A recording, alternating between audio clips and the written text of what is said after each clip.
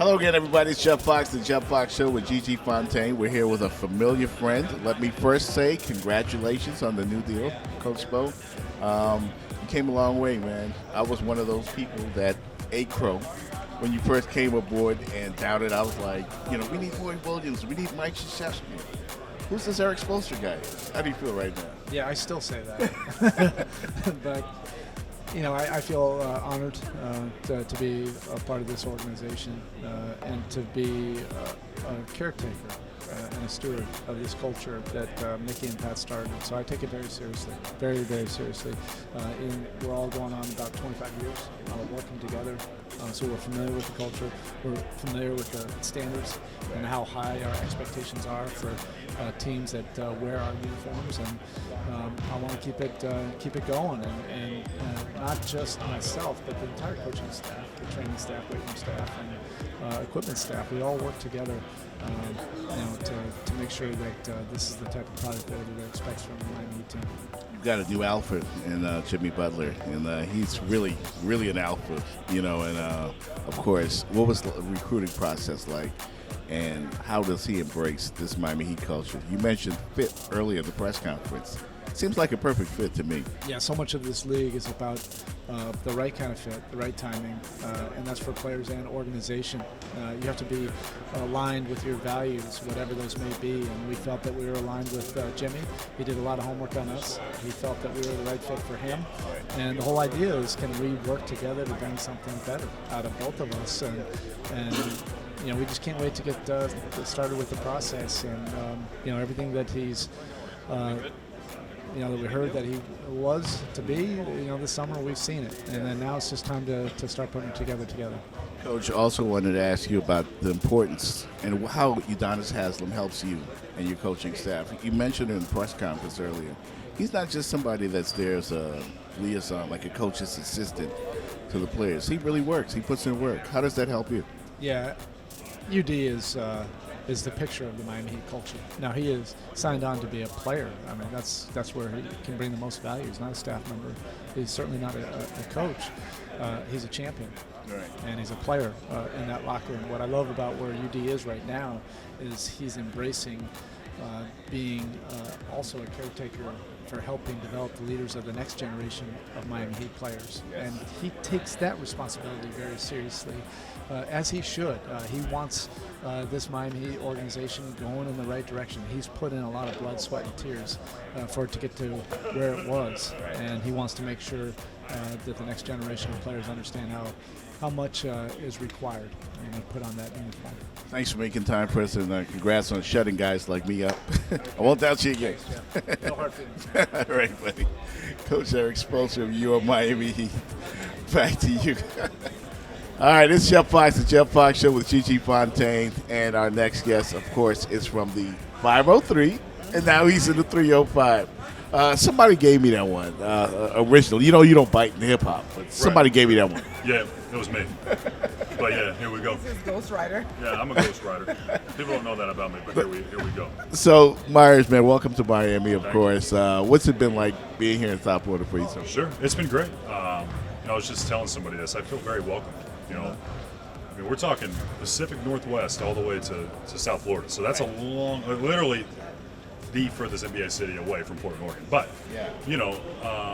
I would say the transition has been fairly seamless in terms of the NBA turnover, but when it comes to finding a new house and moving, because I train in LA in the off season, so we moved all our stuff from LA, but now we're figuring out how to get most of our stuff from Portland. So it becomes more logistical than anything.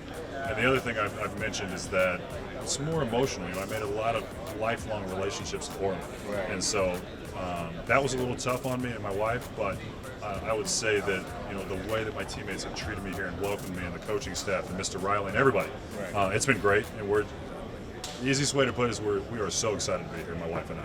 When you dropped 30 the other night in Portland, when the final game out, did you go home and look in the mirror like, yeah, I could do that?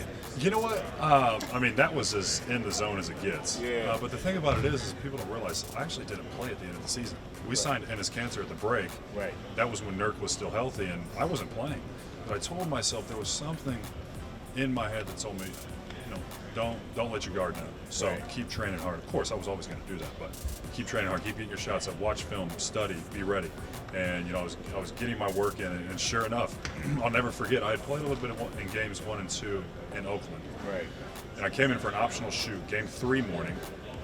And I was at breakfast, and Coach Stotts texted me and said, "Hey, would you come to my office?" And I said, "Yeah, sure." So just before going to shoot, I walked in the office and said, "Do I need to close the door?" He said, "No." He said, "You're starting tonight." I said, "Okay, I'll be ready." And I walked out. So I had stayed ready for that moment, and I was confident in that moment. Had I not been, and had I been, a bad teammate or not stayed ready, I wouldn't have looked good on national TV. So game 3 was solid, but then game 4, I knew at that point that I could really, really, impact the game. And so, I think that I have hopefully an opportunity here to showcase that, I can really impact the game on a night-to-night basis, and I'm excited to be a part of this Heat culture and be a part of this team and around this staff. So I'm very excited. I didn't know. I never heard you interviewed before prior to today. You got a voice for radio. I mean, if this what's- basketball thing doesn't work out, A lot of people have told me that. It's funny. I honestly, I guess I take pride in answering questions well and, respecting your guys' job, because it's important for you guys to ask, good questions and everything, but we should also be able to give you the information you need. So Right. I have been told that, so that's funny. he sounds like a guy that does, coming soon. Miramax Pictures presents. So my question is basketball, but not really. Okay. I noticed when you referenced our legend Pat Riley, you said Mr. Riley. I noticed you spoke of lifelong relationships. We, as Miami Heat fans, Miami Heat media, the Miami Heat organization, period, we always consider ourselves like a family. Sure. So what does that mean to you walking into this culture? Because it feels like it's important to you. Sure. As I said, it's been fairly seamless in terms of feeling welcomed. All of my teammates have welcomed me, but in particular Bam and Derek, a couple of the young guys, Duncan and Tyler. I've been training hard with these guys for the last few weeks, and I could sense that even on the day that I got drafted. What am I talking about? Traded. On the day that I got drafted, no, I got traded to Miami. On the day that I got traded to Miami, Mr. Riley sent me a very, very kind text message welcoming me to Miami and saying how excited he was. And then Coach Spo visited me in LA and watched me work out for a couple of days, and we went to lunch together. I knew at that point that it was clear that people are going to work hard here in Miami, and they're going to be good people. They're going to have high character, and so that's how I carry myself. Those two things are very, very important to me. So. I literally could tell. Like the moment, I'm like, wow, he's so well spoken. You can see your mom should be proud. Everyone's done a good job helping Thanks me. for making time Yeah, for us, thank man. you very Hit much. us up when you want to know about all the Okay. good inner city Okay. eat spots. Fair we enough. know, as you can tell. Very nice to meet you. Appreciate you, man. All right, guys. All right, there he is, Myers Leonard, man, about to drop dimes for the Miami Heat this upcoming season. We got shooters. Jeff Fox and Gigi Fontaine. We're here with a familiar face, Jeff Fox, Gigi Fontaine. Oh man, Udonis Haslam. How was your offseason? Good. Short, but good. Yeah. I see you hit the Bahamas. My sister had to show off with a photo of you and her at the airport. Yeah, she did tell me. Yeah, I remember that. It was cool, man. I took my kids over there, my boys. We just did a little boy trip. Just me and my two younger kids. Right. Listen, I follow you on Facebook, and I saw you get after some people. Now, I've never seen you come at them like I this. don't even got Facebook. It was somebody was on your Facebook, would use your page, and they were Facebook? like, "Yeah, it was Facebook," and they got some stuff off their chest. I was thinking that was you, letting some of the doubters know that whatever decision you make in the future is yours. You remember what I'm talking about? I'll put that on IG, and I think my PR people reposted it on Facebook. Yeah, for me, I feel like a lot of people got a lot of opinions about what I should do with my career, but it's like, if you care so much about me, then you should care about my happiness. And at the end of the day, that's what should matter to you. It shouldn't matter if I retire or play. It should matter if I'm happy.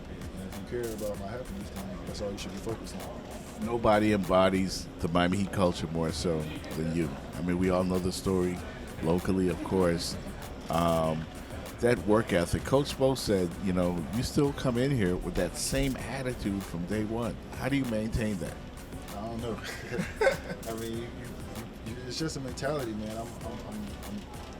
I look forward for competition. It keeps me alive. I keep a chip on my shoulder. If I don't got one, I find one. So training camp is about competition. Training camp is about having an edge, having a chip on your shoulder, and that's when I feel most alive. If I go down to the spot and average your Yes, sir. Check us out. 800, 800. what's popping on the menu, man? Man, if you don't get my wings, what you talking about? What's popping? The UD wings, man. The UD wings, the D-Wade burger, the Tortufo pizza. I don't do the pepperonis and pork. All our pizza good. We got power bowls for the healthy people. Our branzino's good. The fish. Everything, man. Check us out. You've actually gotten it in the kitchen a little bit, put the apron on, The and reason why it's called the UD wings is because they my wings, dog. it's for real. Yeah, like I tested. You don't know how much chicken I went through before I was like, them the ones. Okay. We was really mixing up different flavors, trying different things. I was like, no, too much spice, not enough sweet, too much. We went Right. and we got it right. So yeah. No doubt. Gigi? So I have two questions. A couple years ago, you said that you and Wade, talked about retiring together. Did you hurt his feelings? Nah. You know, that's one thing. One thing that we talked about doing together. Well, that's one of the things that we talked about doing together that didn't happen. But there's so many things we talked about doing together that did. We got a champion. We got more champions. We got multiple championships here. We first got together. We talked about bringing championships to Miami. We first got together. We talked about being two of the greatest players in this organization. We've done that. So many things that we've talked about doing that we've accomplished. This was one script that we just couldn't write. You know, our journeys went differently. You know, towards the end. And for me to be the keeper of this culture, I got to walk away and I got to make sure these guys are in the best situation possible as a team, as a unit, and as individuals. And last year, not making the playoffs, that didn't feel like I did my job the best way I could. And also, in our culture, and by our I mean Miami, us born here. Culture. No, I mean Miami, the city, Florida, period. So when it comes to Miami, you know, people think of automatic. You think Trick Daddy, you think Trina, you think the Miami Heat, you think Dwayne Wade. How do you feel being literally a living legend in this city? Wow, that's cool. I mean, I just take it normal, you know. I mean, I don't toot my own horn, but people have said that to me before, and it's just like, I'm just like you, and I'm just like you, and I'm just like you, and I'm just like you, and I still go to the barbershop in Alapata, and I still go to Typical and pay $8 for my rice and peas. Like, I'm still like you. So for me, it's always just crazy hearing it, seeing it, and thinking about it. So I just try to still be who I am, and part of being home has helped me stay grounded, man. I still do the same thing with the same people, and I don't consider myself a living legend, although I'm thankful for the praise and everything, the accolades. You are. You pay to go to the club? Do you? I might pay when I get in there. Yeah. Hey, man, we appreciate you, man. Have a great season. We love you, man. Our brother Udonis Haslam, everybody. All right, Mr. Miami Heat right there, Gigi. I mean, Mr. Miami, period. You Mr. Miami, period. Yeah, that was a great question you asked about It's true. Like, be- when being you a living think of legend in the Miami, three. yeah. You think of him. You think of Trina. You think of Trick. You think Uncle Luke. Rose. You think Rose. Yeah. He has become synonymous with Miami, period. No doubt. That's our favorite guy, Udonis Haslam, the only person I put on the list today for the Jeff Fox Show with Gigi Fontaine. The only one. That's my guy, man. I love that dude. All right, man. Back to you.